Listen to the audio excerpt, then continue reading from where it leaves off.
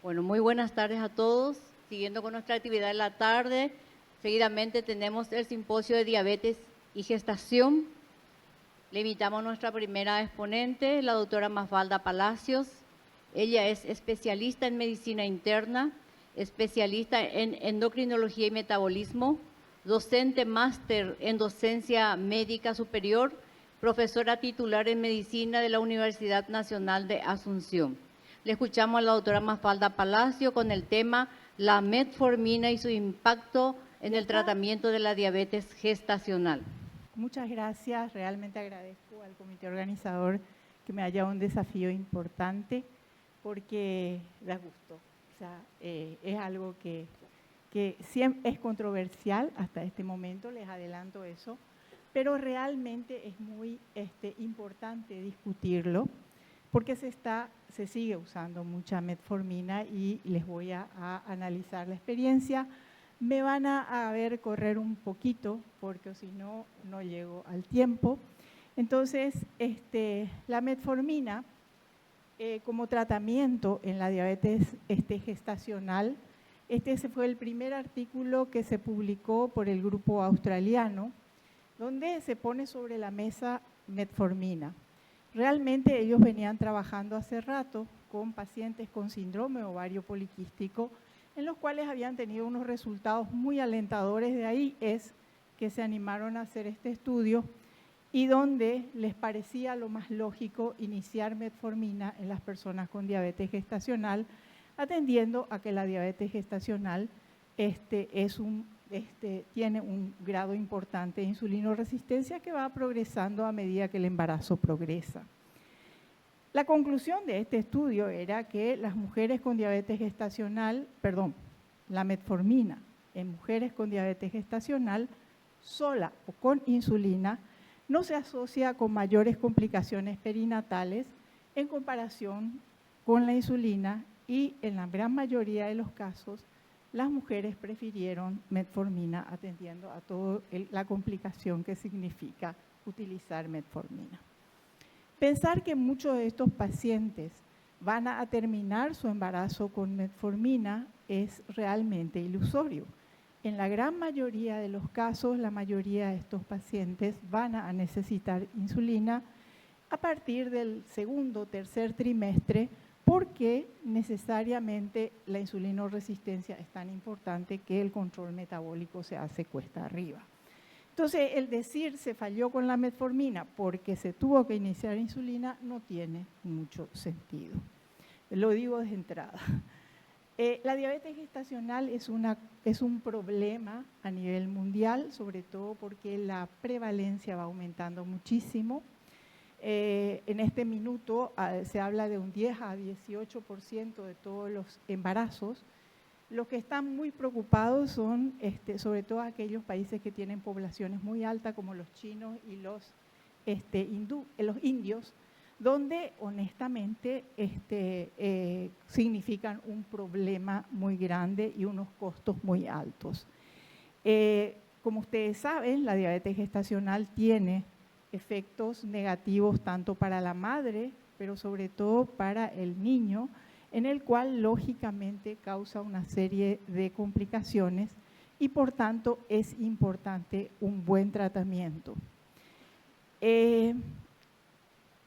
La diabetes gestacional, anteriormente decíamos, es digamos la diabetes que se desarrolla durante el embarazo y que muchos de ellos son diabetes pregestacional y que las diagnosticamos en el embarazo, pero hablemos exclusivamente de aquellas.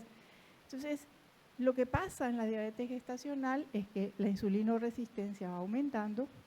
Hay un grupo de pacientes que son las más, ahí van a ver abajo entre el 50 y 60%, que en realidad si se vuelven diabéticas es porque el páncreas no es capaz de compensar la insulinoresistencia, pero sí predomina la insulinoresistencia, ¿tá? Pero hay también insulinodeficiencia. Hay un grupo, como ustedes ven abajo a la izquierda, donde el déficit de insulina es quizás más importante, entre un 15 y un 30%, como ustedes ven ahí. Y después están aquellos embarazos en el que se diagnostica la diabetes gestacional antes de las 20 semanas, donde uno piensa de que probablemente esas pacientes eran pregestacionales. En el último ADA, que fue en junio, finales de junio, hubo una charla muy interesante y no todas son diabéticas pregestacionales. Hay varias razones por las cuales estas pacientes pueden tener una anormal tolerancia a la glucosa antes de las 20 semanas. Y hay un grupo, increíblemente un tercio, que revierte sola. Entonces, hay que tener mucho cuidado cuando y un seguimiento muy cercano de todos los pacientes, sobre todo para tener en cuenta qué intervenciones uno va a tener. Entonces, como en la diabetes gestacional hay una insulinoresistencia, en el 2008 y en el 2005, cuando el grupo australiano empezó a estudiar, en realidad 2005, era lógico pensar que la metformina era una buena intervención porque la insulina tenía efectos insulinosensibilizadores. Les voy a mostrar resultados que son fundamentalmente de metaanálisis realizados, publicados este año o en diciembre del año pasado, donde estos son estudios hechos por los chinos que están, como les decía, muy preocupados por toda esta historia. Y en el metaanálisis bien realizado de este grupo, casi 5.000 pacientes, se ve claramente de que hay ventajas en el uso de metformina, como la preeclampsia, la probabilidad de inducción al parto, el parto por cesárea, la macrosomía, fundamentalmente ustedes saben que lógicamente lleva a otras consecuencias, ingreso a terapia de los niños, hipoglucemia neonatal y riesgo de niño grande para su edad gestacional. Esto es bien característico. Sin embargo, las otras complicaciones de una diabetes gestacional, tanto en la madre como en el niño, no se vio diferencia significativa entre los que usaron metformina y los que no usaron metformina. Si ustedes ven, está en rojo. ¿Por qué está en rojo?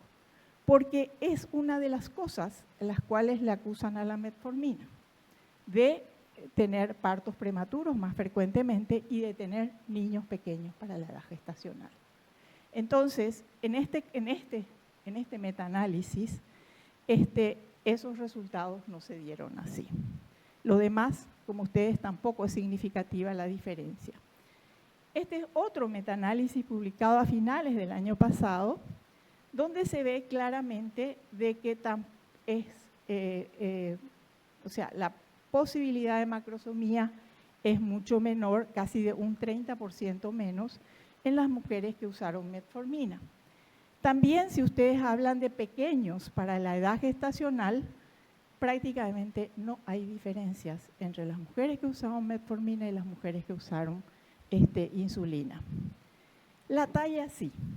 La talla de los niños que usaron metformina parecen un poco más pequeños, ¿sí? Entonces, el ingreso a UTI claramente es favorable a la metformina, como ustedes ven, y también el hecho de que la metformina redujo significativamente el riesgo de hipoglucemia neonatal casi en un 44%. O sea, son datos muy interesantes a tener en cuenta. Este es el estudio publicado por el grupo de Fidel Madan, que fue el premio Norbert Frenkel de este año en ADA. Ella presentó este estudio, pero se había publicado ya en octubre del año pasado en el JAMA. Y lo que pretendían ellos saber era si iniciando tempranamente la metformina, tempranamente era en el momento del diagnóstico de diabetes gestacional, podían ellos evitar el ponerle insulina y mejorar el control metabólico. Aparentemente, por esos juegos que tiene la estadística, no pudieron comprobar eso, pero sí, indudablemente la metformina tuvo un impacto positivo en la ganancia del peso de la madre, ganan menos peso y todos los estudios muestran esto. El control de glucemia materna a las 32 semanas, cosa que no pudieron, a las 38 semanas, a las 32 semanas no fue significativo, y el tamaño del niño, o sea, menos posibilidad de macrosomía. Ahí ustedes ven que todos llegaron a usar insulina, porque es lógico, pero la necesidad de insulina se redujo en un 25%, y lo que ven a la derecha es el control metabólico, que se ve claramente que a las 38 semanas mejora. La metformina no estuvo asociada a ninguna morbilidad materna o fetal, y la metformina no estuvo asociada a parto prematuro. Si nosotros analizamos mujeres con síndrome de ovario poliquístico, es un estudio publicado hace bastante tiempo, en las mujeres con síndrome de ovario poliquístico, como ustedes ven, la posibilidad de malformaciones fetales es prácticamente igual metformina o insulina. Lo que es más importante son estas mujeres. Son mujeres con diabetes pregestacional expuestas a metformina. Si ustedes ven, no hay una diferencia significativa con aquellas mujeres que solamente usaron insulina. Entonces, el uso en el primer trimestre del embarazo en mujeres con síndrome ovario poliquístico o diabetes mellitus no aumenta significativamente el riesgo de malformaciones en general. ¿Por qué entonces tenemos tanta reserva con respecto a la metformina? Y esto es lo que dice el manejo de diabetes en embarazo, lo que dice la Asociación Americana de Diabetes. En principio, el tratamiento es con insulina. Metformina es quizás una segunda opción, y los cuestionamientos que tienen es si uno, por ejemplo, una mujer que se embarazó con síndrome de ovario poliquístico, suspenderlo en el primer trimestre. Segundo, las dudas que hay tienen que ver fundamentalmente con la programación metabólica de los chicos que nacen o que recibieron contacto intraútero con metformina. Entonces, y fundamentalmente, uno de los cuidados más importantes que hay que tener, y que sí hay que tener mucho cuidado, es con aquellas mujeres que pueden tener algún tipo de riesgo de restricción de crecimiento intrauterino del niño.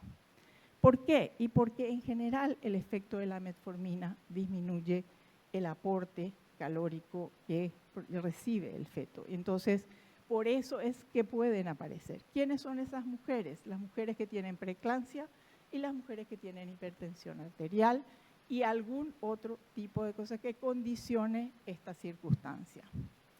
Sin embargo, a nivel, en otros países, sobre todo en las guías canadienses, ellos piensan que es una segunda opción y que sí se puede usar en mujeres obesas, sobre todo para reducir las dosis de insulina.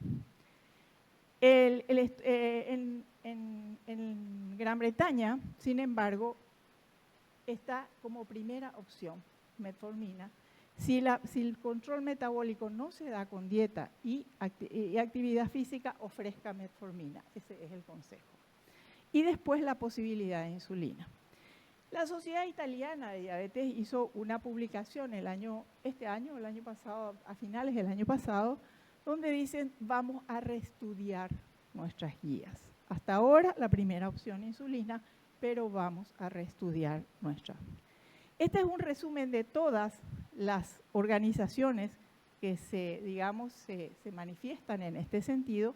Como ustedes ven, en todos lados la primera línea es insulina, solamente en Gran Bretaña metformina. Y en segunda línea metformina. A diferencia, ¿cuál es el problema? A diferencia de la insulina, la metformina pasa la barrera placentaria. Tiene efecto insulino sensibilizador leve, como ustedes saben, sobre todo a nivel muscular es poco, pero sí su efecto principal es disminuir la producción hepática de glucosa y la supresión de la gluconeogénesis. Modifica la microbiota intestinal y también estimula la secreción de GLP-1. Pero se asocia generalmente a un déficit de vitamina D y de ácido fólico, por eso es importante que cuando se usa metformina se debe dar suplementos y monitorizar. La metformina, el problema también más grave es que hasta ahora le seguimos descubriendo cosas. Actúa fundamentalmente a nivel mitocondrial y sobre todo disminuye la lipogénesis y disminuye la gluconeogénesis. Y lógicamente entra de un estado anabólico a un estado catabólico y como pasa la barrera placentaria, dice, bueno, ¿qué pasa con el feto? Y el tema es el siguiente, al pasar la barrera placentaria, los 3 primeros meses no parece haber problema, porque el OX1, que es uno de los mecanismos por los que se hace efecto, prácticamente el feto no tiene receptores. Pasado el segundo trimestre y el tercer trimestre ya es algo relativo, ¿verdad?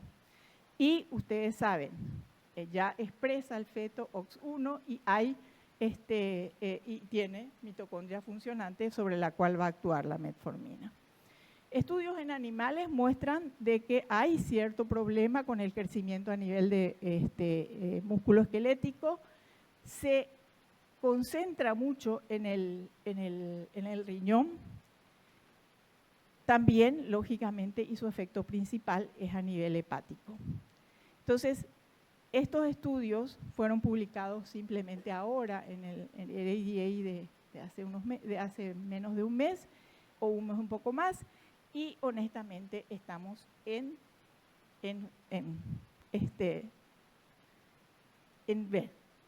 veremos.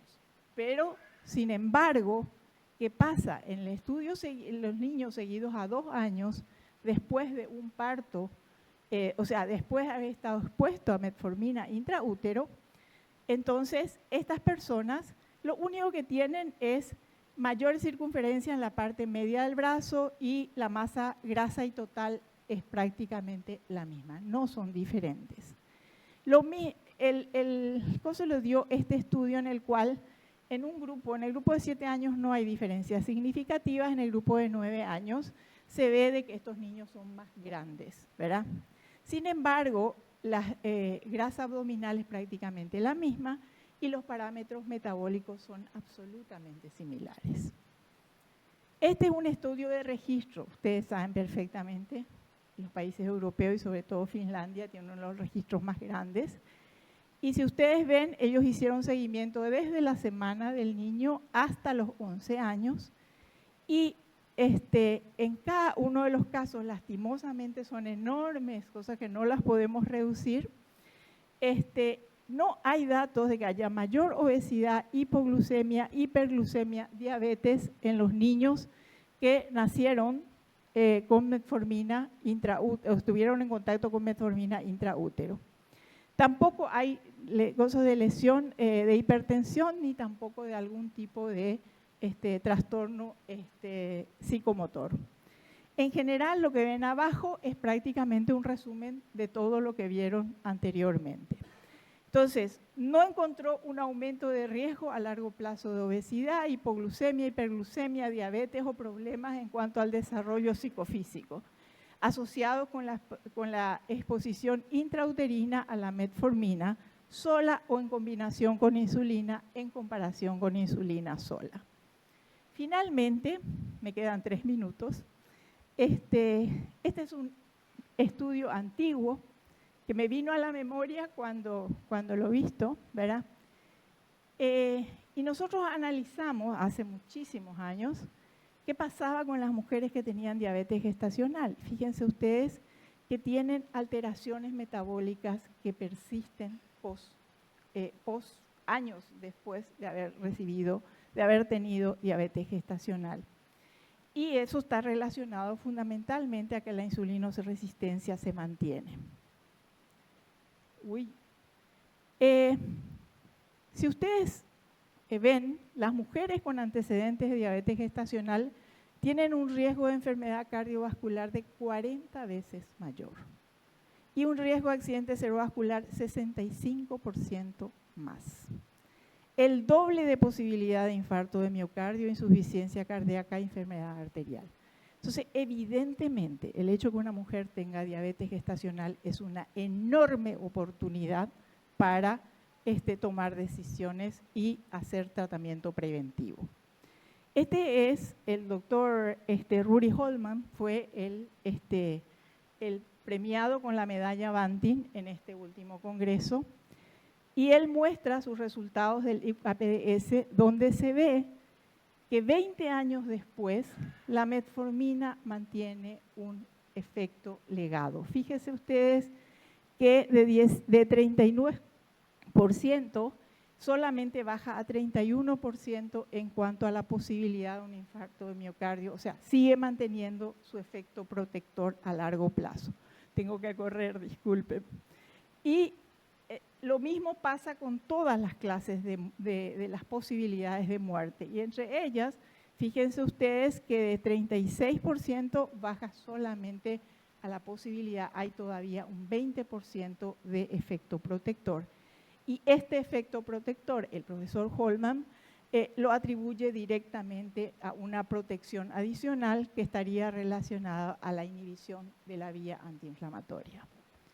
Entonces, la metformina tiene un impacto positivo en los resultados de la diabetes gestacional, tanto en la madre como en el niño, en el periodo perinatal. Tiene casi 70 años, es barata, es oral, sola o con insulina es efectiva, no se ha demostrado riesgo de malformaciones congénitas, pero no hay que usar en embarazos con riesgo de restricción de crecimiento intrauterino. Debería considerarse su uso preventivo en mujeres con antecedentes de diabetes gestacional. Las dudas que existen sobre la programación fetal alterada y una predisposición a la obesidad infantil y el síndrome metabólico durante la edad adulta. Esto es lo que impide el uso de la metformina de manera general. Gracias. Muchas gracias, Mafalda. Doctora, excelente su exposición, como siempre. Ahora le invitamos a la doctora Silvia de la Pertosa, que es especialista en nutrición, doctor en medicina de la Universidad Nacional del Nordeste, profesor de la Facultad de Medicina de la misma universidad y past president de la Sociedad Argentina de Diabetes. Ella nos hablará de cómo debemos de hacer una política de prevención de la diabética en América Latina. Doctora. Bueno, buenas tardes a todos. Desde ya quiero agradecer al comité organizador y a la Sociedad Paraguaya de Diabetes volver a compartir con ustedes este congreso tan importante y que nos une a través de las fronteras, ¿no es cierto?, para aprender cada día más.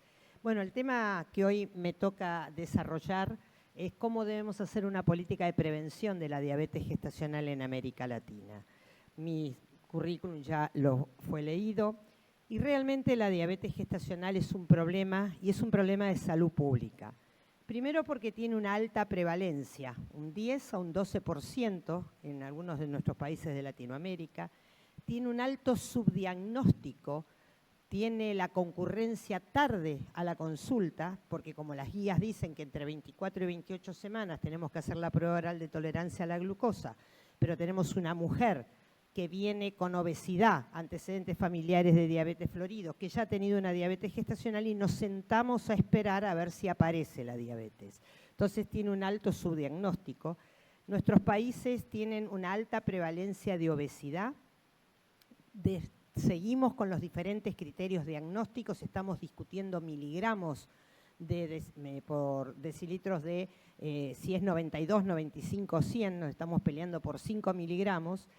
Tenemos un desconocimiento de las complicaciones micro y macrovasculares a futuro, tanto en la madre como en el hijo, y esto que recién mostraba Mafalda de la heterogeneidad de la diabetes gestacional, que probablemente ponga luz en alguna de las dudas que estamos teniendo. Y sobre todo, la baja tasa de reclasificación del parto. Después que tuvo su hijo, desaparecen de nuestro radar y no los volvemos a ver, o cuando se vuelven a embarazar, o 20, 30 años después, cuando nos cuentan que tuvieron un hijo de 5 kilos. Esta es la situación nutricional en Paraguay, ¿no es cierto?, donde hay un aumento anual de crecimiento de la obesidad del 2,7%, y lo que es más serio, ese aumento también se está dando casi de un 4% en los niños con un alto tasa de índice de masa corporal que va a impactar sin duda en la población en edad fértil para favorecer más el aumento de la prevalencia de obesidad. Este es un estudio nutricional de embarazadas, de 1 millón de embarazadas de la Argentina, publicada en el 2022, donde la media de índice de masa corporal está por arriba de los valores de sobrepeso.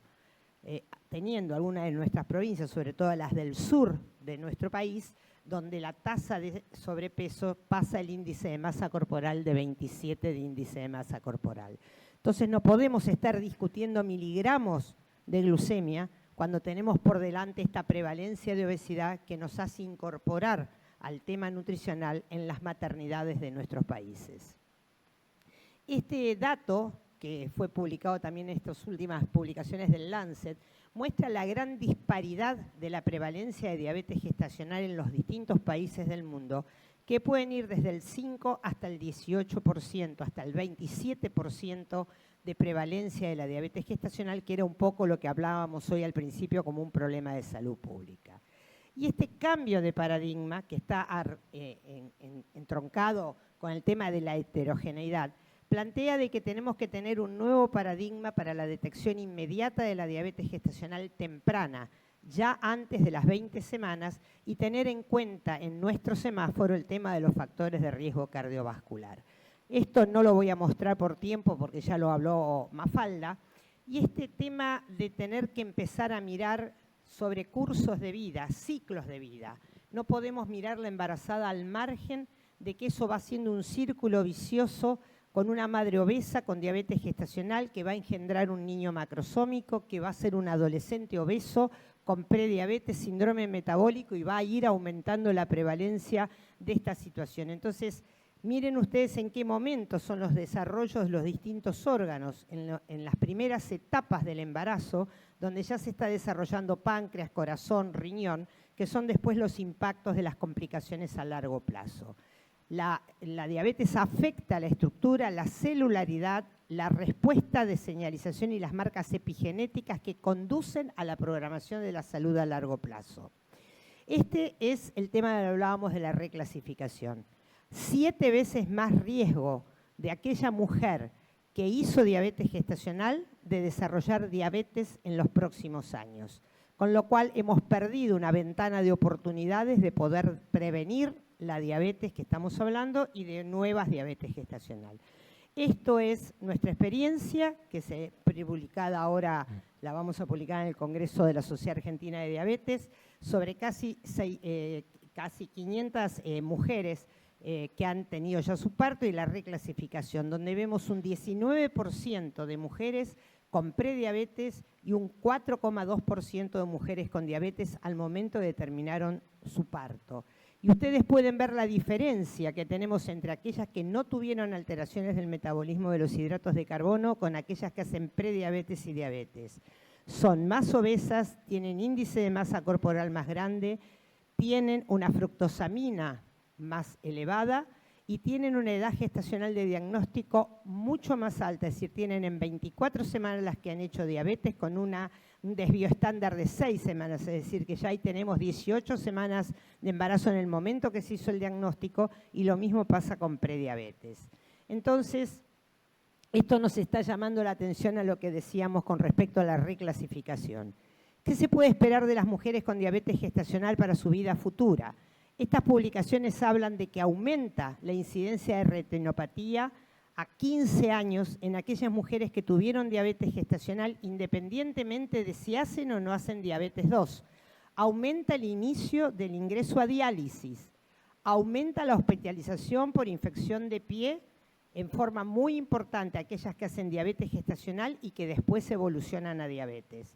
Y cuando hablamos de la macroangiopatía, estamos hablando de los eventos cardiovasculares y los accidentes cerebrovasculares, y ustedes pueden ver que aquellas mujeres que desarrollaron diabetes gestacional y evolucionan a diabetes tienen más incidencia de eventos cardiovasculares que aquellas que no lo han hecho. Es decir, lo que decíamos hoy, tienen riesgo futuro de enfermedad microvascular y que depende de que tengan después diabetes gestacional, pero en lo macrovascular no tiene que ver si tuvieron o no tuvieron diabetes gestacional para evolucionar a eventos macrovasculares y que la diabetes gestacional es la que lo hace. La Organización Mundial de la Salud, cuando hablamos de cursos de vida, habla de que la esperanza de vida ha aumentado 20 años en medio siglo, que la sociedad y la tecnología han avanzado más rápido que la vida de una sola persona o una generación. Hoy conviven 6 generaciones en el mismo tiempo, madre, hijo, abuela, bisabuela, tatarabuela.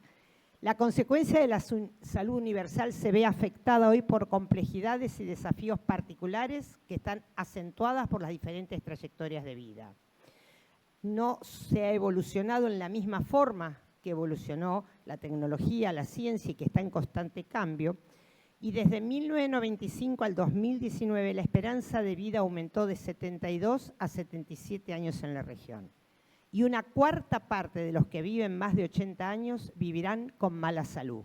Y esto tiene que ver en esto que estamos hablando de los cursos de vida y la importancia de oportunidad.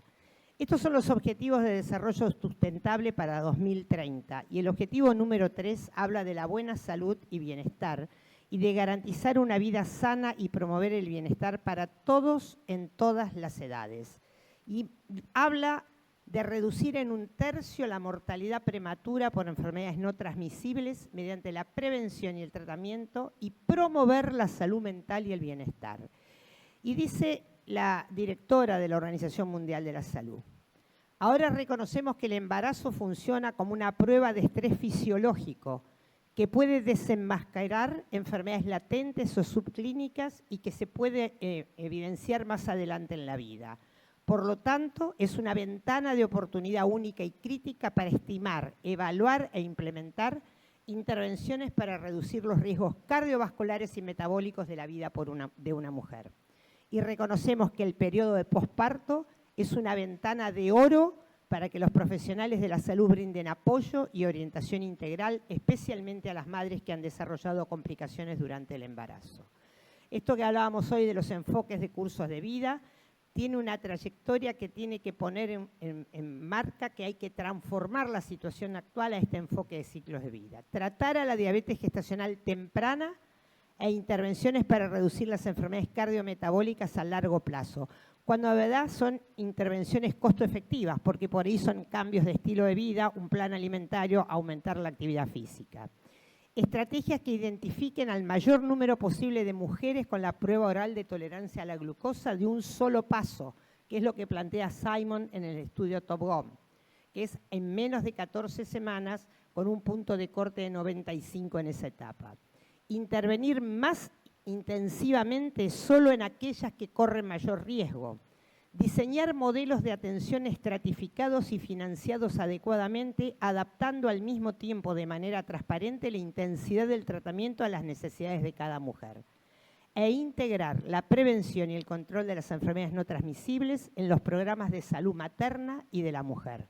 En todos nuestros ministerios de los países de Latinoamérica hay distintas direcciones. Como hay estos distintos criterios de diagnóstico, yo siempre en mis presentaciones hago el chiste que en el Hospital de Clínicas de nuestro país en Buenos Aires depende de dónde pare el ascensor si alguien tiene o no tiene diabetes gestacional, porque hay 5 servicios con 5 criterios distintos de diagnóstico y eso afecta tremendamente cualquier política pública que queremos poner. Y en los ministerios tenemos la Dirección de Materno-Infancia, tenemos la Dirección de Crónicas, tenemos distintas direcciones que no se conectan entre sí y cada uno tira al médico el primer nivel de atención como si fuera Tupac Amaru con distintos programas que hacen de que el médico directamente no actúe como nosotros quisiéramos en prevención. Y creo que hay que empezar a incorporar el concepto del cuarto trimestre. El cuarto trimestre es la etapa que va desde que la mujer salió de la maternidad con su hijo en brazos a los próximos años. Por lo cual hay una propuesta de la Federación Internacional de Ginecobstetricia, que es un pasaporte que nosotros estamos elaborando ahora un proyecto de prueba piloto, de un pasaporte donde la madre, así como entra con el carné prenatal a la atención de embarazo, salga con ese pasaporte toda aquella mujer que ha tenido hipertensión arterial, diabetes gestacional, hemorragia del primer trimestre o amenaza de parto prematuro, para que en el control del niño sano ella también reciba el control que corresponde en prevención de las enfermedades crónicas no transmisibles. Este es el carné que estamos proponiendo, que lo estamos tratando incluso con consejos a la madre de aumentar el consumo de frutas y verduras, aumentar la actividad física, hacerse el chequeo del perfil lipídico, concurrir al cardiólogo una vez por año, hacerse su fondo de ojo, es decir, una serie de pautas que son mensajes para la madre y mensajes para los equipos de salud del primer nivel de atención. Esto es una acción común entre los centros de atención primaria y los hospitales de segundo o tercer nivel de mayor complejidad, para que no lleguen a nuestros servicios de diabetes especializados aquella mujer, como dirían, de un poquitito de azúcar, sino que realmente podamos estratificar también los niveles de complejidad en la atención de los pacientes. Y pone 8 tips de buena salud para toda la vida. Comer frutas y verduras, actividad física, controlar la glucemia, el peso, los lípidos, la presión, dejar de fumar y un buen descanso. Y dice, cada 3 a 5 años hacerse el chequeo para evaluar la presión arterial, los triglicéridos, el HDL y la glucemia. Medir anualmente la circunferencia de la cintura y el índice de masa corporal. Nosotros en nuestro país tenemos los promotores de salud, los agentes sanitarios. Yo creo que acá también está así. Y esa es una acción que la puede hacer un agente de salud, un agente promotor de salud. No necesitamos un médico para que haga esto. Fomentar hábitos de estilo de vida saludables en cada una de las etapas. Y un enfoque pragmático para el cribado posparto depende de la disponibilidad de recursos. En entornos de alto y medios recursos, 4 a 12 semanas posparto utilizando la P75. En los entornos de bajos recursos, 6 semanas a 6 meses después del parto, usando la prueba oral de tolerancia a la glucosa o la glucemia en ayunas. Y en aquellos lugares, decían, lo divide como una evaluación de seguimiento. Para alto riesgo puede ser una alteración combinada de glucemia en ayunas y prueba oral de tolerancia en forma anual. Para riesgo medio, es decir, aquellos que han tenido una glucemia en ayunas alterada y una prueba alterada aislada, detección anual con glucemia en ayunas y hemoglobina glicosilada combinada o no con una P75. Y para las de riesgo bajo, es decir, aquellas que tuvieron normoglucemia en la primer visita posparto, detección anual con glucemia en ayunas y si tenemos disponibilidad, hemoglobina glicosilada. Y para los entornos de bajo riesgo, cualquiera de las pruebas disponibles, ya sea glucemia en ayunas, hemoglobina glicosilada o P75. En las alto riesgo, si está combinado detección anual, riesgo medio, detección una vez cada 2 años y en las de riesgo bajo, una detección cada 3 años. Esto se propone a través de la Organización Panamericana de la Salud. Es decir, que la atención coordinada entre concepciones, entre los embarazos, con visitas de control infantil, puede mejorar la salud y el bienestar de la madre antes del siguiente embarazo. Y anticonceptivos de acción prolongada en el posparto inmediato. Nosotros tenemos maternidades donde la mujer sale de alta con el DIU puesto, con el implante puesto o ya tiene puesto el anticonceptivo. Se va a su casa con el método anticonceptivo. Entonces, esto es un planteo que está también en la publicación del Lancet de ahora, de junio de este año, donde plantea el modelo de atención a la diabetes gestacional y plantea los distintos niveles de atención y de jerarquía para ir viendo cómo se van enlazando estos servicios de atención primaria con los servicios de diabetes y de enfermedades cardiovasculares. Entonces, en el modelo que es el MAPEC, el modelo de cuidados para condiciones crónicas, y el cuarto trimestre lo tendríamos que enganchar en que, por un lado, tiene en la base de pacientes informados y activos, y eso lo hace la educación terapéutica durante el embarazo, donde en los talleres se incluya el tema de la reclasificación y el posparto, equipos de salud capacitados, productivos y con guías claras de manejo, tener un sistema de información clínica que nos permita acceder en los distintos niveles a la misma historia clínica, el sistema de salud que sea una organización de atención de la salud por niveles y, por supuesto, la comunidad que esté sensibilizada y enterada de esto que estamos charlando. Estos son los factores que influyen y las barreras que tienen que ver con la prevención, donde tenemos poca conciencia, poca percepción del riesgo. Esta idea de que muchos colegas dicen es un poquitito de azúcar, es como tener un poquitito de embarazo. Entonces, si nosotros no cambiamos el discurso en esto, es una barrera de comunicación con la población. Habla también de que muchas veces genera angustia el diagnóstico de diabetes gestacional porque es una patología que no duele, que no genera ninguna molestia y que probablemente ya tuvo un hijo de 4 o 5 kilos y tuvo suerte, cuando algunas no tienen esa misma suerte. ¿Qué otras barreras tienen que ver con el sistema de salud?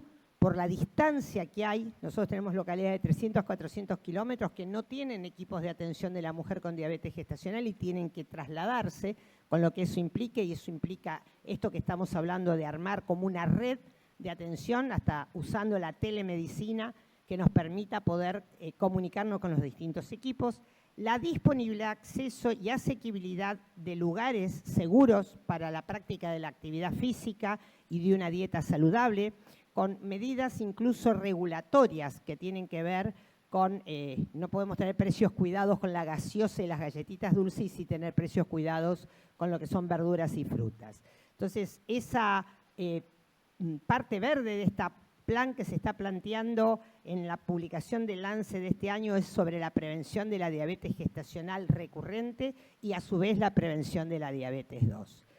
También tiene en cuenta este modelo en la atención de la mujer, que son oportunidades, capacidades y motivación de la mujer, que incluyamos en la educación terapéutica este concepto de que la diabetes gestacional no termina cuando sale de la maternidad, sino que es un sello para toda la vida y que como tal lo tiene que enfrentar. Y eso necesita modelos de atención para el manejo de la diabetes gestacional. Hoy una mujer con diabetes gestacional puede recibir cambios de estilo de vida en un centro de atención primaria, en un lugar rural, en un centro de alta complejidad, siempre y cuando tengamos guías claras de acceso fácil, que trabajemos en red entre los distintos niveles de atención que nos permitan realmente llegar a poder resolver esta situación. Y son 3 acciones simples: identificar a la población, aquella que está en riesgo de poder tener diabetes gestacional y tener recurrencia de la diabetes gestacional, tratarla adecuadamente, también después en la discusión veremos lo de metformina e insulina, porque hoy el acceso a la insulina, el acceso a la metformina en todos nuestros países está sin problemas y que no tenemos un problema de accesibilidad a la medicación. Sí tenemos dificultad en el acceso a una alimentación saludable, pero hay que ir viendo el tema más ingenioso y monitorear, empezar a ver resultados y comunicar los resultados para poder hacer los cambios de calidad que necesitamos para una buena calidad de la atención. Entonces, para terminar, necesitamos romper las barreras que dificultan poder llegar a esto, trabajar en la educación fundamentalmente de estas mujeres, saber que la población tiene derechos para acceder a la atención de la diabetes, pero también tiene deberes, que es adherir a las pautas de control, de tratamiento, de que tiene el acceso a la medicación y la tiene que saber usar bien y nunca perder de vista los determinantes de la salud. No todo pasa por tener la mejor medicina, sino pasa por las condiciones socioeconómicas en las cuales se maneja nuestra comunidad. Muchas gracias. Muchas gracias, doctora. Excelente su ponencia, como habitualmente lo hace. Y invitamos a la doctora Careaga, si está presente, por favor, acercarse aquí. Bueno, muy buenas tardes, doctora.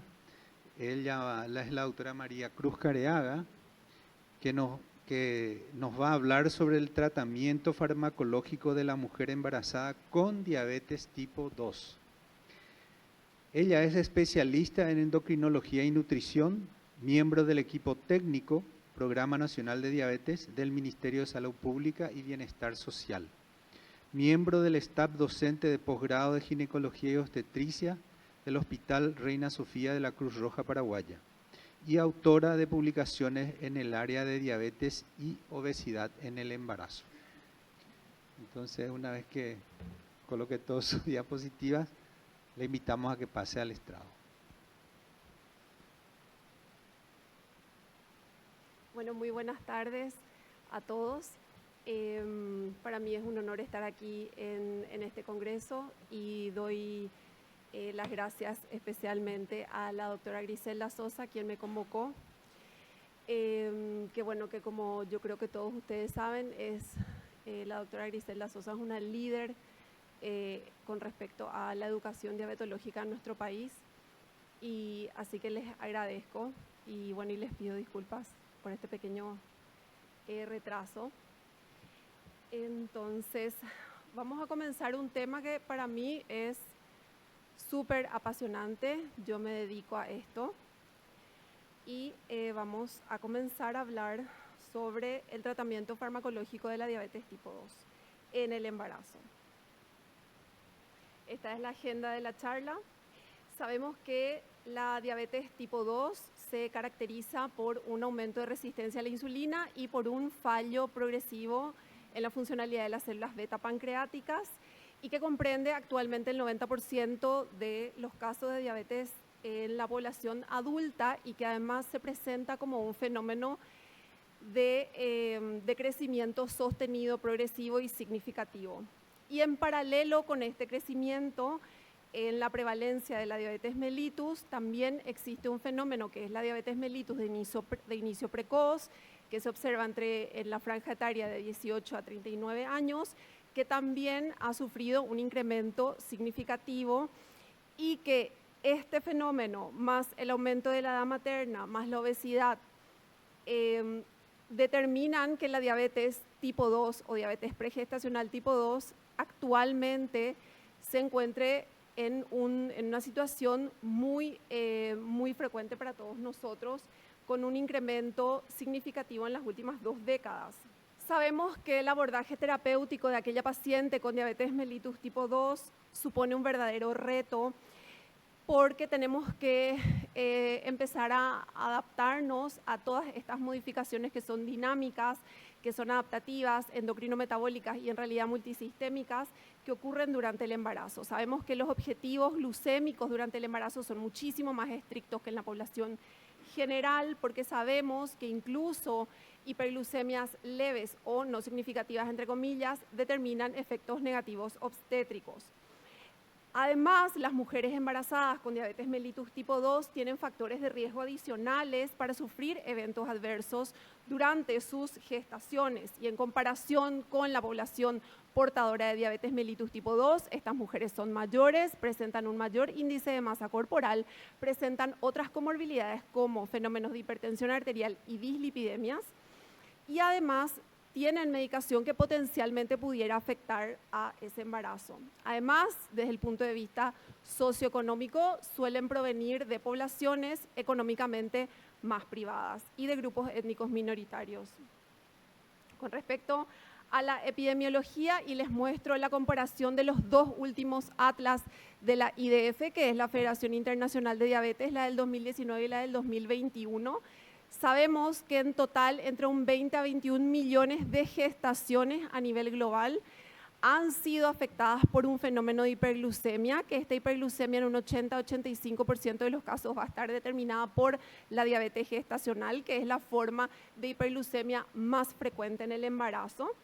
Sin embargo, lo que se detectó entre el último atlas del 2019 y entre el penúltimo y el último atlas del 2021, ha sido un incremento en el número de pacientes con diabetes mellitus pregestacional, que es lo que estuvimos conversando recientemente.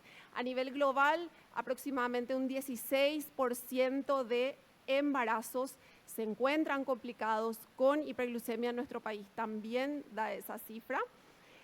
Sin embargo, lo que llama la atención es que estas mujeres mayoritariamente son jóvenes. 50% de estas mujeres van a tener menos de 30 años. Y que actualmente la proporción de casos de diabetes pregestacional o diabetes tipo 2 o tipo 1 u otras, la proporción de casos es de por lo menos un 10%. Entonces, a nivel global se objetivó un incremento en la prevalencia de todos los tipos de hiperglucemia en el embarazo. Sin embargo, yo creo que lo más importante y lo más significativo es el incremento de la prevalencia de la diabetes pregestacional. Y sabemos que esta diabetes pregestacional creció enormemente en estas últimas 2 décadas, pero sobre todo creció a expensas de la diabetes mellitus tipo 2. Y este es uno de los primeros estudios que describe este fenómeno, un análisis de nacimientos hospitalarios en un periodo de 1994-2004, obtenido de datos electrónicos de una compilación de datos muy importante, una de las bases electrónicas más importantes de compilación de datos hospitalarios.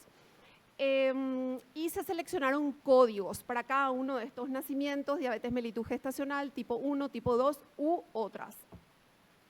Y se analizaron 1.800.000 nacimientos hospitalarios, lo que corresponde a una tasa de 4,3 por 100 durante el periodo de 11 años, y en orden decreciente de frecuencia se reportó, por supuesto, como la principal diabetes gestacional, diabetes tipo 1, diabetes tipo 2 y diabetes no especificadas. Pero en ese momento, la conclusión fue que no solamente las tasas de todos los tipos de diabetes habían incrementado, sino que sobre todo lo que había incrementado era la tasa de diabetes tipo 2 pregestacional en un 367%.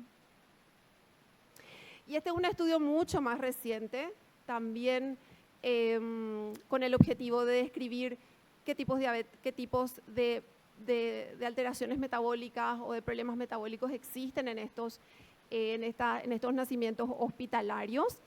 Y es un estudio muy parecido, que también en este caso no solamente analizan los códigos de diagnóstico, sino que analizan también complicaciones crónicas y efectos adversos negativos maternos y obstétricos. Y lo que se observa, este es un estudio mucho más potente, casi 80 millones de nacimientos hospitalarios, de los cuales corresponden a diabetes tipo 2 en 430.000.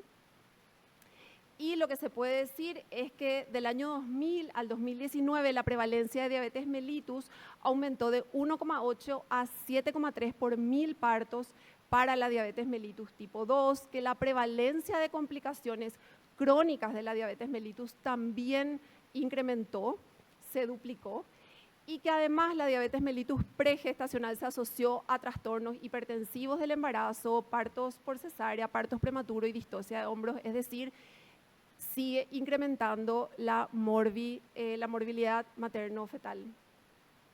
Como conclusión de este estudio, podemos decir que la diabetes mellitus tipo 2 pregestacional se cuadruplicó en ese periodo de tiempo, que la prevalencia de complicaciones crónicas se duplicó y que existe un riesgo aumentado de complicaciones maternas y obstétricas cuando una mujer acude con esa condición. Las adaptaciones endocrino-metabólicas maternas en el embarazo, bueno, todos sabemos que son multisistémicas, inmunológicas, endocrinas, metabólicas, cardiovasculares, musculoesqueléticas, de todo tipo, orquestadas a lo largo de todo el embarazo y muy dinámicas porque son constantemente, cambian constantemente. Y el objetivo principal es lograr un equilibrio entre las necesidades metabólicas maternas y la demanda de crecimiento y desarrollo fetales. Con respecto a los cambios en la acción de la insulina durante el embarazo, que podemos decir que tiene el rol fundamental dentro de los cambios adaptativos endocrino-metabólicos, sabemos que el rol de la sensibilidad de la insulina sigue un patrón bifásico, porque sabemos que al principio del embarazo y aproximadamente hasta la semana 16 vamos a tener fenómenos de insulinosensibilidad, y que siempre que estemos hablando de mujeres sanas de peso normal, y que posteriormente esa respuesta aumentada y de insulinosensibilidad va a ir cambiando y se va a ir convirtiendo en una insulinoresistencia cada vez más creciente. Sin embargo, en mujeres con sobrepeso ya no se observa ese fenómeno de insulinosensibilidad precoz o de los primeros meses de embarazo, de las primeras semanas de embarazo, porque estas mujeres con obesidad ya presentan fenómenos de resistencia a la insulina pregestacionales. Con respecto a las adaptaciones endocrinas metabólicas, bueno, sabemos que existe un aumento del riesgo de hipoglucemias, a pesar de que en la diabetes tipo 2 la verdad que es bastante poco frecuente, pero también se observa, sobre todo en el primer trimestre de embarazo, por fenómenos de emesis. Sabemos que existe un incremento del gasto calórico, sabemos que existe un aumento del depósito adiposo, un incremento fisiológico de todas las hormonas contrarreguladoras de la insulina, progesterona, lactógeno placentario, hormona de crecimiento, leptina, prolactina, cortisol, etcétera. Sabemos que existen básicamente 3 pilares adaptativos del metabolismo glucémico materno: cambios en la insulinosensibilidad, un incremento de la gluconeogénesis hepática materna y una plasticidad beta pancreática, porque sabemos que no solamente las células beta pancreáticas sufren una hiperplasia, sino que también tienen la capacidad de producir la cantidad de insulina que requiere, hasta que en algún momento se puede dar un fallo adaptativo, pero son principalmente estos 3 pilares. Y es desafiante el escenario metabólico de la diabetes tipo 2. Estudios de países desarrollados y con sistemas sanitarios organizados reportan que el 85% de las pacientes con diabetes tipo 2 no están preparadas ni optimizadas para un embarazo por una suplementación subóptima del ácido fólico, por valores de hemoglobina glicada por encima del objetivo, por medicación potencialmente nociva con respecto al embarazo y por retraso de la atención prenatal. 2/3 de estas mujeres llegan con hemoglobinas glicadas, por supuesto, mayores de 6,5, como todos lo vemos en nuestros consultorios. El grado de control glucémico preconcepcional, por supuesto, va a ser deficitario, ¿verdad? Subóptimo. La verdad que 1/4 de estas mujeres no tiene tratamiento. Un 50% está solamente con metformina y tan solo un 5% presenta insulina. 1 de cada 7 mujeres con diabetes tipo 2 está en tratamiento con inhibidores de la enzima conversora de angiotensina, 13% con estatinas o con otros tratamientos farmacológicos potencialmente nocivos para el embarazo. Con respecto al tratamiento farmacológico de la diabetes en el embarazo, la verdad que es limitada. Es limitada la oferta que tenemos para el tratamiento de la diabetes en el embarazo, y la insulina sigue siendo el pilar fundamental en la primera línea de tratamiento para la diabetes, sobre todo la diabetes pregestacional, porque tiene una potencia excelente para reducir la glucosa, porque tiene una seguridad, porque no atraviesa la placenta, y obviamente la evolución de la insulina fue impresionante. Con respecto a las estrategias de insulinización, lo que se intenta es imitar aquella secreción fisiológica del páncreas, manteniendo glucemias normales y evitando las hipoglucemias. Por supuesto que el método más eficiente va a ser la utilización de un esquema con múltiples dosis de insulina, 1 o 2 dosis de insulina basal y múltiples insulinas prandiales según la necesidad. Con respecto a la oferta que hay de insulinas, la verdad que hoy en día la oferta es muchísimo mayor que hace 10 años. Tenemos insulinas rápidas, como la FIASP, ¿verdad? Que ya está aprobada en Europa para la diabetes en el embarazo, porque se supone que hace mejor cobertura de las excursiones postprandiales durante el embarazo. Todos los análogos de acción ultracorta con la glulicina es donde tenemos menos evidencia científica, pero el resto de los análogos se utilizan, no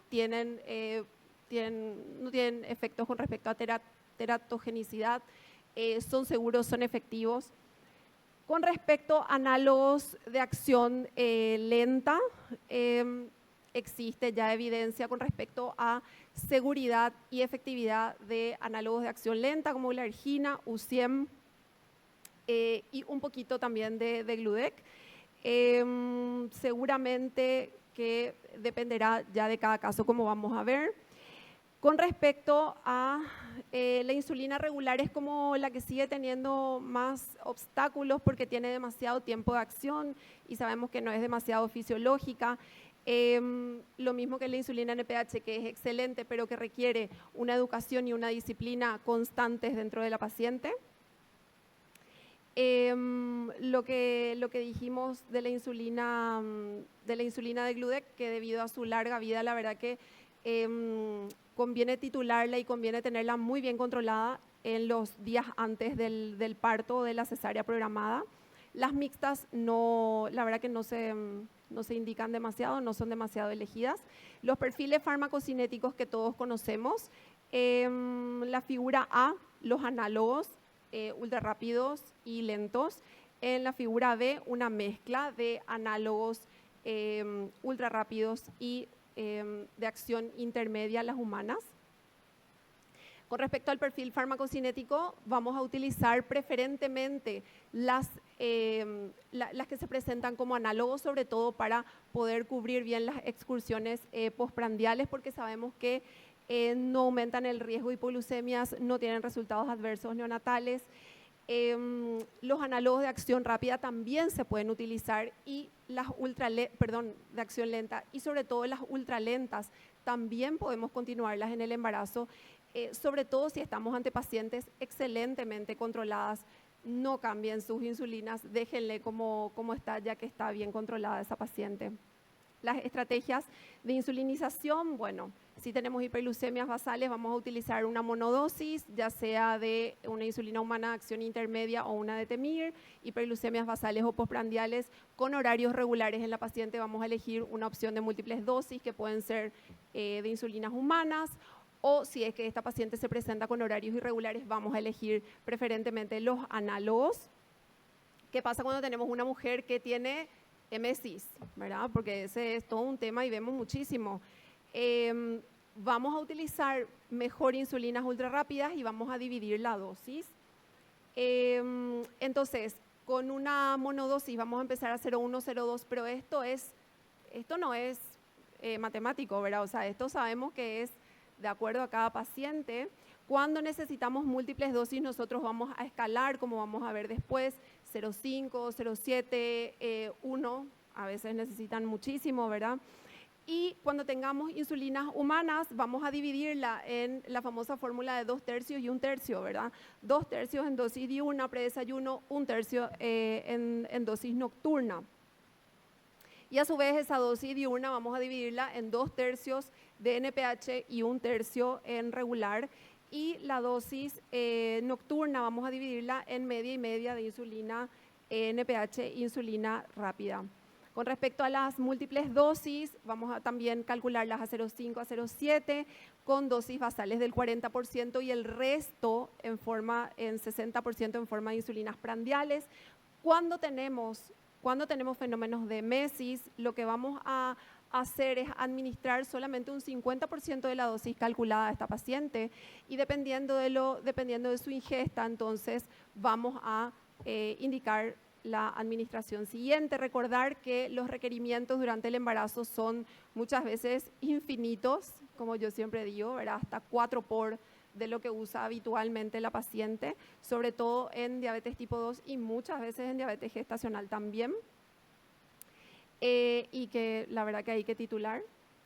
Con respecto a la dosis total diaria, bueno, 0,5, 0,7 y esto va incrementando hacia el final del embarazo. Con respecto a los hipoglucemiantes orales, se ven como muy prometedores, ¿verdad? Son orales, no necesitan inyecciones.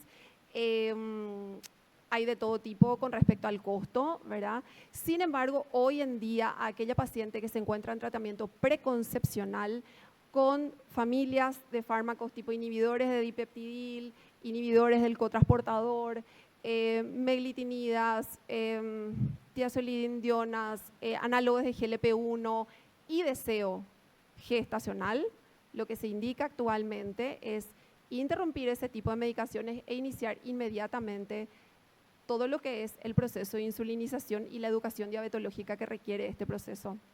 En el caso de la metformina, es un fármaco histórico. Yo no voy a venir a hablarles de la metformina porque todos conocemos las bondades de la metformina. Yo creo que para mí sigue siendo de primera línea para la diabetes tipo 2 y además demostró beneficios cuando se utiliza como tratamiento adicional en pacientes con diabetes y tratamiento con insulina, beneficios como menor ganancia ponderal en las mujeres, menor riesgo de hipoglucemias, menor dosis total de insulina utilizada, menor número de cesáreas, menor número de hipoglucemias neonatales. Sin embargo, su indicación en el embarazo aún es controvertida y esto tiene que ver con el paso placentario que tiene la metformina. Y con respecto a evidencia que indica que tiene acción sobre el crecimiento y la composición corporal de esa descendencia que estuvo expuesta durante el periodo intrauterino. Como conclusiones, necesitamos un enfoque multidisciplinario para este complejo manejo de esta mujer. Necesitamos estar todos de acuerdo, los ginecólogos, los endocrinólogos, los diabetólogos, las nutricionistas, la asistente social, la psicóloga, todos. Y yo creo que acá, que es lo que particularmente me toca a mí en la consulta, es esta diabetes tipo 2 de inicio precoz. Aquellas mujeres muy jóvenes con problemas ya de glucemia basal alterada, ni qué decir de diabetes. Así que yo creo que tenemos que buscar nuevos paradigmas y nuevas políticas sanitarias que enfoquen estas enfermedades crónicas no transmisibles, pero desde el punto de vista de una optimización preconcepcional y de planificación, enfocándonos en la salud materno-infantil durante y después del embarazo. Y hay que salir de este círculo porque sabemos que la diabetes engendra diabetes además, ¿verdad? Tenemos una legión de mujeres con diabetes gestacional que va a ser su diabetes tipo 2 en los siguientes 5 años y que está multiplicada por 10 ese riesgo. Aquí tenemos información oficial sobre la diabetes en el Paraguay, que es nuestro sitio del ministerio. Yo tengo que agradecer a mi equipo de estudio, a mi equipo a mi equipo de trabajo y sí, también de estudio, que son mis compañeros del Hospital Reina Sofía, con los que trabajamos desde el consultorio prenatal del área específicamente de embarazo de alto riesgo, y por supuesto a todos nuestros pacientitos. Muchísimas gracias. Muchas gracias, doctora Careaga. Le invitamos a todos los componentes de la mesa, los expositores. ¿Alguna pregunta tiene el auditorio? ¿O todo está muy claro? ¿O todos queremos irnos ya? ¿Cómo? Doctora. Si tienen algún tipo de experiencia ya en monitoreo continuo de glucosa durante el embarazo. No le pregunto a la doctora Lapertosa porque sí sé que ya tiene experiencia y si lo quiere contar un poquito, doctora. Resulta que el tema que tenemos nosotros es que hasta hace poquito, control ambulatorio continuo de glucosa lo teníamos de una manera no convencional, por decir, ¿verdad? Entonces es muy difícil, ya nuestros pacientes diabéticos tipo 1 de alguna manera tenían dificultad en conseguir su control ambulatorio continuo. Entonces es poco lo que podemos hablar sobre ello. Lo único que sí voy a comentar brevemente es que justamente en esta última ADA estuvo mucho en la palestra el tema de control ambulatorio y sí, evidentemente es interesante. Yo la verdad que tengo muy poquita experiencia, sobre todo, bueno, lo que yo estuve revisando que es diabetes tipo 2. Todavía la verdad que su uso es fuera de ficha técnica, ¿verdad? Para diabetes tipo 2, para diabetes tipo 1 está el CONCEPT, que es un estudio que, bueno, que hace muy poquito concluyó que la verdad que sí. Estas mujeres, o sea, el monitoreo continuo les ofrece mayor tiempo en rango y además menos hipoglucemias y en principio menos productos grandes para la gestacional. Yo solamente tuve 2 pacientes, pero con diabetes mellitus tipo 1. Yo la verdad que no tuve todavía pacientes con diabetes tipo 2 y monitoreo continuo. También hay que decir que en nuestro país todavía todas las tecnologías asociadas al monitoreo continuo actualmente son de pago, o sea, son de pago de cada paciente y por supuesto que la barrera económica siempre es importante destacar y yo creo que eso es en parte del por qué pienso yo que no es tan accesible a todas. Bueno, nosotros con respecto a la tecnología desde noviembre del 2022 está incorporado al plan médico obligatorio, que es la cobertura estatal y de las obras sociales de la Seguridad Social, el monitor continuo flash es el que está incorporado. Nosotros en nuestra provincia, en nuestra maternidad, todas las pacientes con diabetes 1 embarazadas tienen monitor continuo y las diabetes tipo 2, es decir, lo pregestacional, tienen monitor continuo, pero el gol estándar es el monitoreo capilar. Hay una discordancia entre el monitor continuo y el capilar que nos hace a veces tomar conductas indebidas, diríamos. Es decir, que nosotros seguimos tratando de tener un N interesante que nos permita mostrar a ver qué diferencia tenemos entre el capilar y el continuo.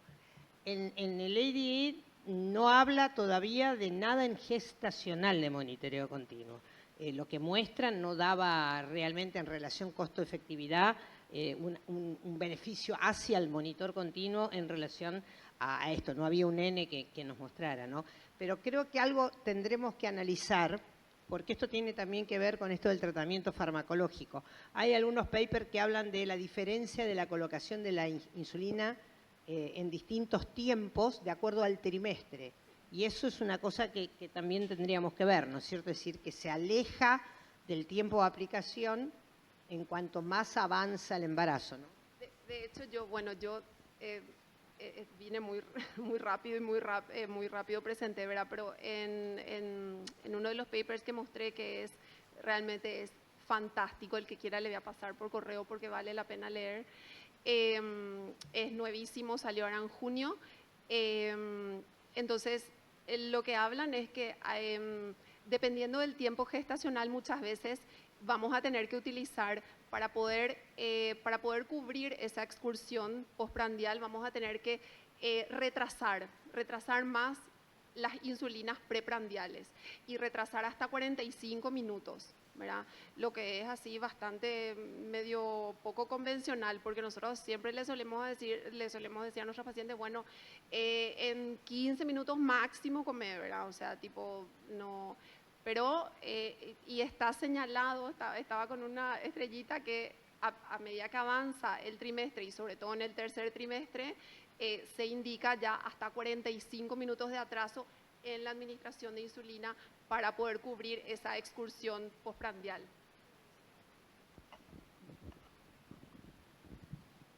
Bueno, eso ayer explicaron en el taller, que tiene que ver con que el sensor es tisular, ¿no? Es capilar. Entonces, esa es la demora hay bastantes minutos de diferencia y también la zona en donde está puesta, ¿verdad? El sensor, a veces si uno comprime o se durmió encima, eso influye mucho también en el punto de tiempo de aplicación de la insulina prandial. ¿Sí? También. Sí. Bueno, maravillosas las ponencias de las tres. Silvia, esto que traías de ese tiempo fundamental entre que el niño nace y la mamá vuelve. En mi experiencia, que no es mucha, las mamás, cuando están embarazadas, siempre nos preguntan qué va a pasar con mi bebé y qué va a pasar conmigo. Yo creo que ese es el momento re importante para agarrarla y tenerla y no dejarla ir 6 semanas, porque ahí es donde se pierde, porque aparte emocionalmente, energéticamente, la madre pone el foco en el bebé. O sea que esto del carnet, que no tenía ni la más pálida idea, me parece tan genial, porque aparte onda que se controla solo al recién nacido. Y la mujer salió de todo un proceso re fuerte, preguntó, estaba muy movilizada, ¿por qué va a pasar conmigo después, doctora? Porque por lo menos a mí, ¿qué va a pasar con mi bebé? Que es lo que más les importa. ¿Qué va a pasar conmigo? Y son altamente adherentes. La embarazada es, creo que el paciente que más adhiere. Entonces me encanta. Y te voy a hacer una pregunta muy básica, porque me vino eso. Cuando se hace este control post, que se hace, yo no sé si es los valores que se van a tomar, van a ser los mismos o va a haber algún cambio o algo. Bueno, así que buenísimo lo del carnet y invitarnos, ¿no?, a a insistir con esa mamá a que vuelva, a no perderla.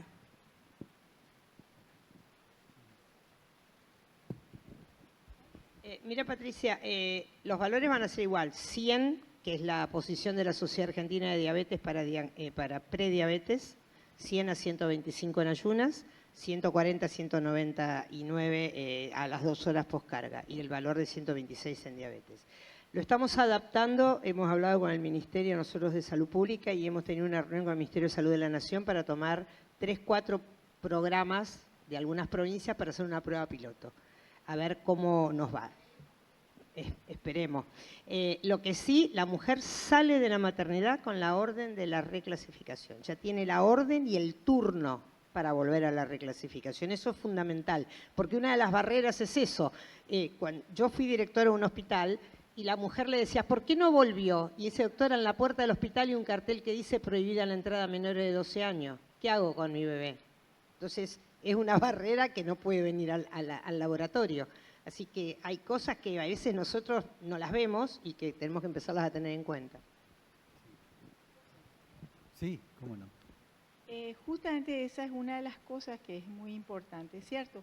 Me parece espectacular el tema de hacer todo este tipo de esfuerzos para preocuparse de la mamá y hacer un enfoque en lo que es el ciclo de vida. A eso, con respecto a eso, Silvia contó varias veces. En este mes se publicó en el mes, o sea, ya pasamos de mes. En junio se publicó una serie de 3 artículos en el Lancet que son de libre acceso y que realmente no tienen desperdicio, ¿sí? Y una de las cosas fundamentales es poner enfoque no solamente en el niño, sino también en la madre, en el futuro. Y el tema es el siguiente, nosotros todos conocemos cuáles son los factores de riesgo, sabemos que esa mujer se va a convertir en diabetes por lo menos 10 veces más posibilidades que una persona que no ha tenido diabetes gestacional. Pero también sabemos que durante todo el embarazo le tenemos con nosotros y que realmente hay que ponerse las pilas para que esa mujer entienda cuál es su riesgo. Y se convierta o no se convierta en diabética, tiene un riesgo macrovascular como el que vimos en esta publicación del Diabetes Care que había mostrado, donde hablan de casi el doble de posibilidad que hagan infartos agudos de miocardio o cualquier otro trastorno vascular periférico y 65% más posibilidades de hacer un accidente cerebrovascular. Entonces, sea o no sea diabética, esa persona tiene que entrar o tiene que ser concienciada de que su riesgo cardiovascular es muy grande a largo plazo y que entonces trabajarlo durante todo el embarazo, ¿verdad? ¿Por qué? Y porque ya sabemos que después va a ser, una vez que nace su niño, el niño es lo más importante y es difícil, ¿verdad? Todo el mundo se tira al niño y difícilmente a la madre. ¿Alguna otra pregunta del auditorio? Me quiero dar un segundito, una pregunta por lo menos.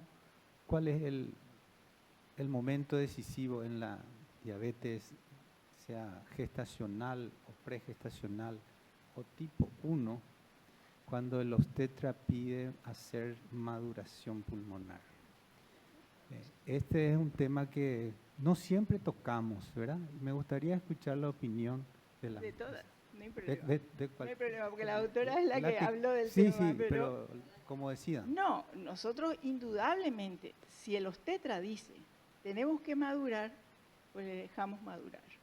Y simplemente ajustamos sus dosis de insulina. Si ya eran luego controles muy estrictos, pues los descontroles son más estrictos y los ajustes se hacen de acuerdo a los controles. Cada paciente es diferente, cada requerimiento es diferente. Y entonces, en general, en ese tiempo estamos 24 horas a disposición del paciente. Y el que no lo quiera hacer, que no se dedique a esto. Bueno, nosotros por norma, toda mujer que se tiene que madurar se interna. y se pone con un doble goteo según algoritmo. Tenemos 4 algoritmos, A, B, C y D, dependiendo de la dosis de insulina con la cual la mujer venía. Se la deja con la basal de NPH y lo que se le saca es la rápida que tenga, si se la gotea con aspartica y se la controla horariamente durante la internación. Yo atiendo en los 2 ámbitos, público y privado, y mis pacientes del privado las mando a madurar al hospital, porque tengo el residente 24 horas, tengo todo el sistema que me permite tenerlo. Realmente creo que esa es la indicación. No se puede madurar libremente, como nos vienen muchas veces mamás del interior, ya aplicada la primera dosis de betametasona y con 300 de glucemia. Esa maduración no sirvió para nada. Bueno, yo quiero comentar que nosotros tenemos un documento oficial del Ministerio, que es un apartado que está dentro del sumario de recomendaciones de abordaje de la diabetes gestacional.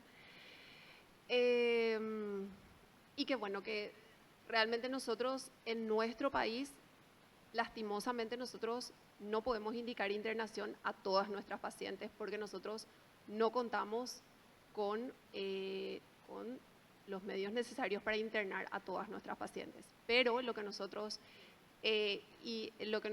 indicamos es que aquella mujer que tenga un mal control metabólico o aquella mujer que tenga estigmas obstétricos de mal control metabólico, puede tener una libreta muy buena, pero el chico es gigante, puede tener una libreta muy buena, pero ella tiene un ILA de 27, a esa le internamos, ¿verdad? O sea, y él está dentro del protocolo de internación. Si tenemos una paciente con buen cumplimiento terapéutico y sin estigmas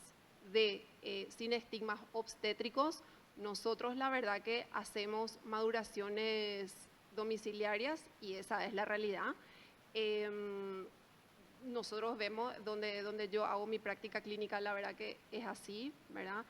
El esquema del ministerio lo que indica es aquella mujer que utiliza insulina tiene un esquema de incremento que se divide en 5 días, incrementando porcentualmente por día, más un esquema de corrección con insulina rápida, ultra rápida, según necesidad, pero la verdad que nosotros no tenemos la posibilidad de ingresarles a todas nuestras pacientes y esa es nuestra realidad. Primero tenemos que empezar a discutir a quién maduramos. Primero, no se madura por tener diabetes. Nuestra indicación es maduración si hay amenaza de parto prematuro, pero si tiene un buen control metabólico, no tiene estigma, no tiene indicación de maduración.